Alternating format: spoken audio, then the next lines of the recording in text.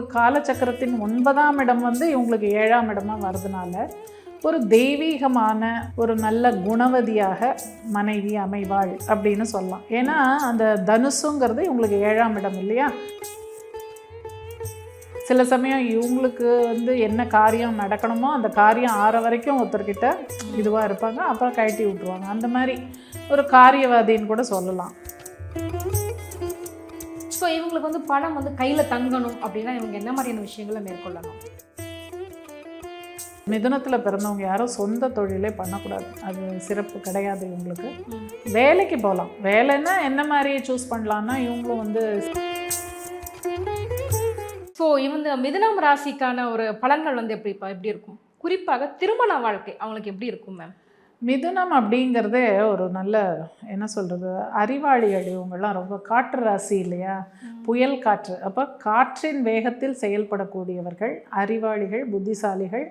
நல்ல ஒரு என்ன சொல்கிறதுன்னா நிறைய விஷயங்களை கற்றுக்கிட்டு ரொம்ப லாஜிக்கலாக எல்லாமே யோசிப்பாங்க.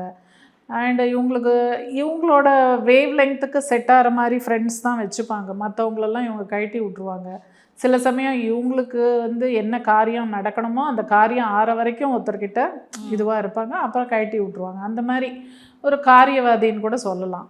இவங்களுக்கு வந்து கணவனோ மனைவியோ அமையிறது அப்படிங்கிறது எப்படின்னா இவங்களுக்கு காலச்சக்கரத்தின் 9ஆம் இடம் வந்து இவங்களுக்கு 7ஆம் இடமா வருதுனால ஒரு தெய்வீகமான ஒரு என்ன சொல்கிறது, ஒரு ஆன்மீக சிந்தனையோடு ஒரு நல்ல குணவதியாக மனைவி அமைவாள் அப்படின்னு சொல்லலாம். ஏன்னா அந்த தனுசுங்கிறது இவங்களுக்கு 7ஆம் இடம் இல்லையா, அது வந்து காலச்சக்கரத்துக்கு 9ஆம் இடம், தெய்வீகம், ஆன்மீகம், இந்த மாதிரியான ஒரு வீடு, குருவுடைய வீடு. அப்போ வரப்போகிற மனைவி வந்து நல்ல ஒரு குணவதியாக இருப்பாள் அப்படின்னு சொல்லலாம்.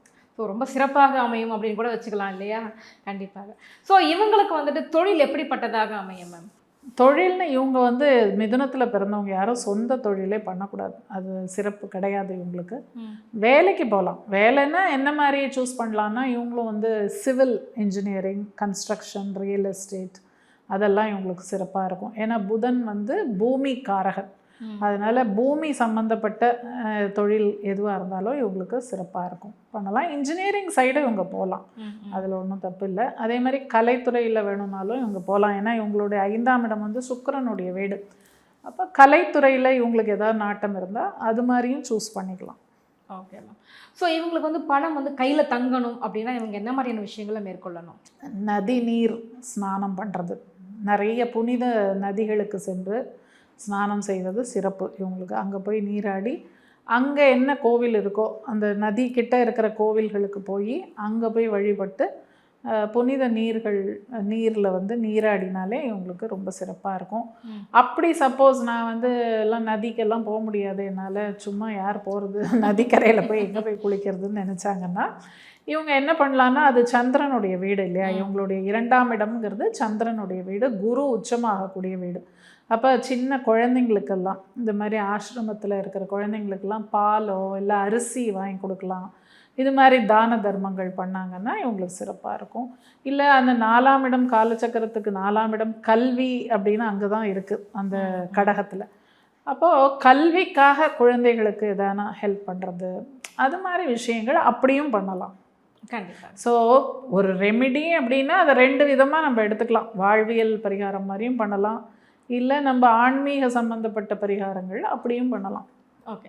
இவங்களுக்கு பொதுவாக ஏற்படக்கூடிய உடல் உபாதைகள்னால் என்ன மாதிரி பிரச்சனைகள் ஏற்படும்? இவங்களுக்கு உடல் உபாதைன்னா பொதுவாகவே அதாவது ப்ரைவேட் ஆர்கன்ஸ்ன்னு சொல்லுவாங்க இல்லையா, அது மாதிரி இதில் தான் இவங்களுக்கு பிரச்சனைகள் வரும். பெண்களுக்குன்னா ஓவரிஸ் சம்மந்தப்பட்ட பிரச்சனை வரும். ஆண்களுக்கு வந்து அந்த சிறுநீர் கழிக்கிற அந்த இதில் வந்து ஒரு பிரச்சனை வரும். அந்த மாதிரி ஒரு ப்ரைவேட் ஆர்கன்ஸுங்கிற மாதிரி இடத்துல இவங்களுக்கு ப்ராப்ளம்ஸ் வரும்.